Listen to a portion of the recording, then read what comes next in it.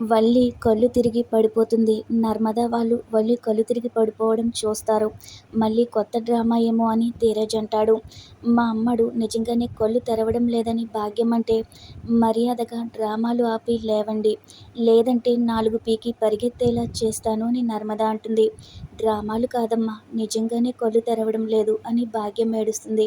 అందరూ హాస్పిటల్కి తీసుకెళ్తారు. మీ వల్లే దానికి పరిస్థితి వచ్చిందని భాగ్యం అంటుంది.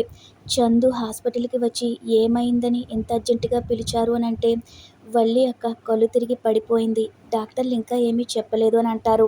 దానికి చందు, మీరు మరీ ఇంత అమాయకులేంటి, వాళ్ళ వేషాలు నాటకాలు తెలిసి ఎలా నమ్ముతున్నారు? అది కళ్ళు తిరిగి పడిపోయిందంటే మీరు నమ్మడం ఏంటి, టెన్షన్ పడడం ఏంటి? వీళ్ళు కొత్త డ్రామాకి తెరతీశారు, ఆ మాత్రం అర్థం కావడం లేదా అని అంటాడు.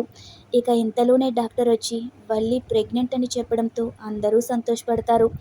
వల్లి ఇలా టెన్షన్ పడితే కడుపులో బిడ్డకి కూడా ప్రమాదం అంటారు డాక్టర్. ఇక ధీరజ్ చందుని పట్టుకుని హగ్ చేసుకుని కంగ్రాట్స్ చెప్తాడు. తర్వాత అందరూ వల్లిని చూడ్డానికి వెళ్తారు. భాగ్యం అయితే సంతోషంగా, అమ్మడు నీ కడుపు పండింది అని డాక్టర్ చెప్పగానే చాలా సంతోషంగా ఉందమ్మా అని అంటుంది. వల్లి కూడా చాలా సంతోషపడుతుంది. నర్మదా ప్రేమలు కంగ్రాట్స్ అక్క అని చెప్తారు.